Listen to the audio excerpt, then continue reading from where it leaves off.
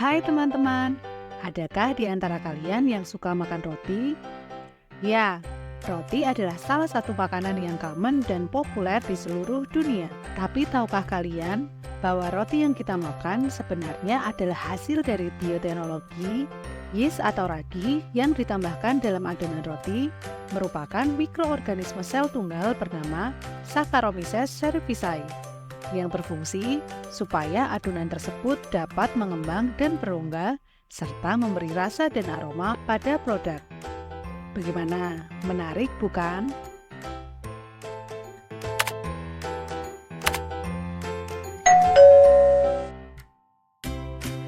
Bioteknologi berasal dari bahasa Yunani yaitu bios yang berarti kehidupan atau makhluk hidup dan techne yang merujuk pada seni atau keterampilan.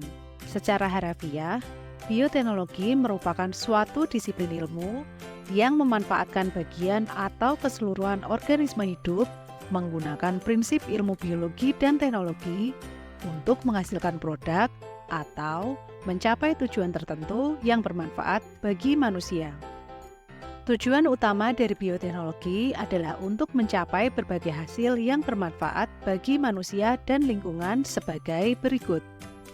Yang pertama, untuk memajukan kesejahteraan manusia, kemudian untuk menciptakan inovasi dalam produksi pangan, melakukan perbaikan dan pengembangan kesehatan, serta mendukung keberlanjutan lingkungan. Secara garis besar, sejarah bioteknologi dapat dibagi menjadi 3 era, yaitu era bioteknologi tradisional, bioteknologi ilmiah, dan bioteknologi modern. Berikut adalah rangkumannya. Bioteknologi tradisional ditandai dengan adanya revolusi pertanian pada sekitar 10.000 sampai 8.000 sebelum Masehi, di mana manusia mulai bercocok tanam dan memelihara ternak dengan lebih terorganisir, kemudian memulai dasar-dasar pertanian serta pemuliaan tanaman. Pada era tersebut, bangsa Babilonia, Mesir, dan Romawi mulai mempraktikkan pemuliaan selektif untuk meningkatkan sifat-sifat tanaman dan hewan yang mereka hasilkan. Proses ini membutuhkan waktu lama dan berfokus pada sifat-sifat alami yang diinginkan. Kemudian, pada 6.000 sampai 4.000 sebelum Masehi, perkembangan bioteknologi mengalami kemajuan ketika manusia memanfaatkan mikroorganisme untuk membuat roti, bir, keju, dan produk pangan lainnya, seperti bangsa Cina yang mampu membuat produk fermentasi dari susu seperti yogurt dan keju. Bioteknologi ilmiah berkembang sejak 1800 sebelum Masehi hingga pertengahan abad ke-19 ketika ilmuwan mulai meneliti dan memahami proses biologis yang terlibat dalam bioteknologi seperti fermentasi, penemuan mikroskop, vaksin, dan antibiotik. Pada abad ke-17, Antoni van Leeuwenhoek menemukan mikroorganisme menggunakan mikroskop yang membuka jalan bagi pemahaman tentang dunia mikroba. Kemudian pada tahun 1856, Gregor Mendel melakukan eksperimen persilangan pada tumbuhan yang menghasilkan hukum pewarisan sifat pada organisme. Disusul dengan pengembangan teknik pasteurisasi oleh Louis Pasteur yang memberikan kontribusi besar pada keamanan pangan melalui teknik pengolahan susu dan anggur untuk menghentikan kontaminasi bakteri. Era bioteknologi modern muncul setelah Perang Dunia Kedua hingga sekarang, diawali dengan penemuan DNA dan genetika klasik pada awal abad ke-20 atau sekitar tahun 1953 oleh James Watson dan Francis Crick melalui eksperimen dengan model organisme seperti Drosophila melanogaster atau lalat buah yang membuka jalan bagi pemahaman genetika dan hereditas. Revolusi rekayasa genetika jadi pada tahun 1973 ketika Paul Berg melakukan eksperimen pertama dalam rekayasa genetika dengan memanipulasi DNA secara artifisial yang memberikan harapan bagi kemajuan perkembangan teknologi rekayasa genetika. Lanjut, pada tahun 1983, Kerry Mullis menemukan teknik revolusioner dalam analisis DNA, yaitu dengan polymerase chain reaction atau PCR yang memungkinkan amplifikasi dan reproduksi cepat sejumlah kecil DNA. Selanjutnya adalah eksperimen proyek genom manusia yang dimulai pada tahun 1990. Proyek ini berhasil menyusun sebagian besar genom manusia dan memahami urutan gen dalam DNA manusia. Berikutnya adalah penemuan sistem editing gen atau CRISPR-Cas9 pada sekitar tahun 2010 yang membuka era baru dalam rekayasa genetika serta memungkinkan modifikasi gen dengan cepat dan akurat. Bioteknologi terus berkembang dalam berbagai sektor berkat tokoh-tokoh berikut. Louis Pasteur dikenal sebagai bapak bioteknologi karena kontribusinya terhadap penemuan prinsip vaksinasi, fermentasi mikroba, dan teknik pengolahan pasteurisasi.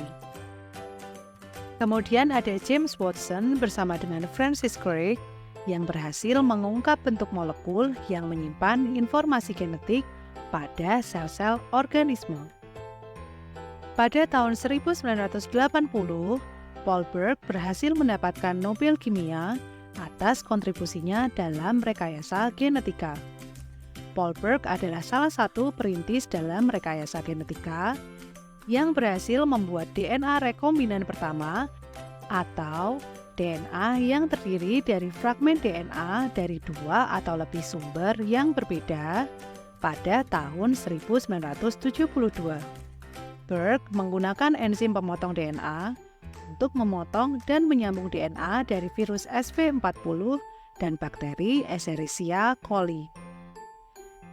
Jennifer Doudna sebagai penerima Nobel Kimia pada 2020 untuk penelitiannya dalam sistem CRISPR-Cas9, yaitu suatu sistem pengeditan gen yang dapat memotong dan menyisipkan DNA dengan presisi yang tinggi dan memberikan kemungkinan baru untuk mengubah DNA organisme hidup, baik untuk tujuan penelitian medis maupun industri.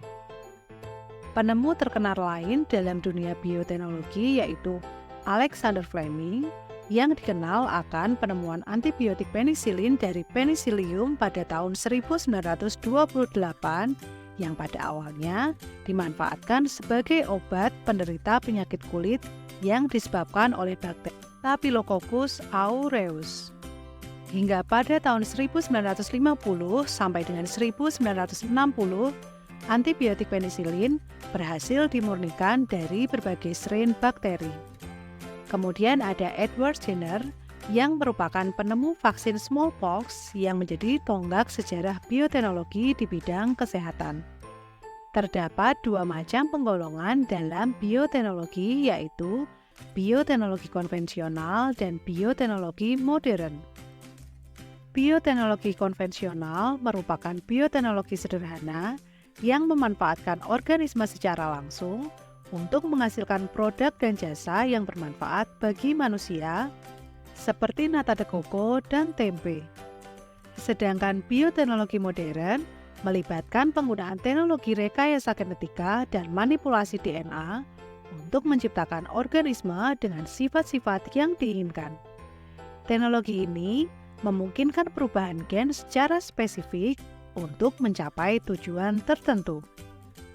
Contoh penerapan bioteknologi modern adalah penemuan insulin dan jagung transgenik. Bioteknologi konvensional memanfaatkan organisme atau makhluk hidup secara langsung dan utuh dan biasa dilakukan dengan cara yang tradisional serta sederhana. Aplikasi bioteknologi konvensional dapat kita temukan pada dua kegiatan berikut. Pemulihan tanaman adalah pemilihan dan penanaman varietas tanaman yang memiliki sifat-sifat yang diinginkan seperti ketahanan terhadap hama atau tingkat hasil yang tinggi, seperti yang dilakukan oleh masyarakat Romawi atau Babilonia pada 10.000 sampai 8.000 sebelum Masehi. Kemudian fermentasi, yaitu proses penggunaan mikroorganisme untuk menghasilkan produk makanan atau minuman seperti keju, bir, dan yogurt. Pembuatan yogurt pertama kali dikenal di daratan Cina melalui proses fermentasi pada sekitar 6000 sebelum Masehi. Metode pengembangan konvensional masih menggunakan metode alamiah seperti pemilihan dan pembiakan tanaman atau hewan dengan menggunakan alat, bahan, serta teknologi yang masih sederhana seperti ember, gelas, dan toples. Dengan skala produksi yang bervariasi, tetapi seringkali lebih mudah diterapkan pada skala kecil atau rumahan hingga menengah, seperti usaha pertanian dan pangan.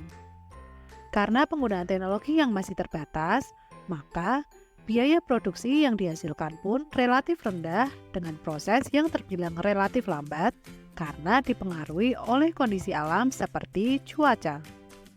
Berikut beberapa contoh hasil pengolahan makanan dengan metode fermentasi serta mikroorganisme yang digunakan dalam prosesnya. Kecap merupakan olahan kacang kedelai yang kemudian difermentasi menggunakan jamur Rhizopus oryzae, Aspergillus oryzae, atau Aspergillus wentii. Masih dari olahan kacang kedelai ada tempe yang juga dihasilkan dari proses fermentasi menggunakan jamur Rhizopus oryzae dan Rhizopus oligarpus. Kemudian nata de coco. Nata de coco memanfaatkan bakteri Acetobacter psyllinum yang berguna untuk membentuk selulosa yang membentuk lapisan nata de coco pada media cair seperti air kelapa. Pembuatan peyem atau tape singkong menggunakan jamur Saccharomyces cerevisiae yang mengubah pati dalam bahan baku seperti singkong menjadi gula dan alkohol melalui proses fermentasi.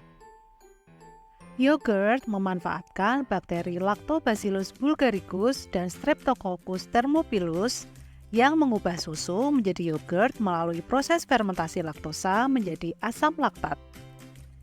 Sedangkan keju menggunakan bakteri Lactococcus lactis dan Lactobacillus casei dan jamur Penicillium camemberti yang digunakan dalam proses pembuatan keju untuk memberikan rasa dan tekstur yang khas. Penting untuk diingat bahwa beberapa produk dapat melibatkan lebih dari satu jenis bakteri atau jamur selama proses fermentasi untuk menghasilkan karakteristik yang diinginkan dalam produk akhir. Berbeda dari bioteknologi konvensional yang masih menggunakan teknologi sederhana, bioteknologi modern menggunakan teknik-teknik canggih. Beberapa contoh produk teknologi modern antara lain tanaman transgenik, hewan transgenik, vaksin, teknologi inseminasi buatan atau bayi tabung, dan teknologi cloning. Tertarik untuk mengeksplorasi lebih lanjut? Jangan lewatkan keseruan di video selanjutnya. Jangan lupa untuk subscribe dan nyalakan lonceng notifikasi untuk mengetahui update video terbaru dari kami.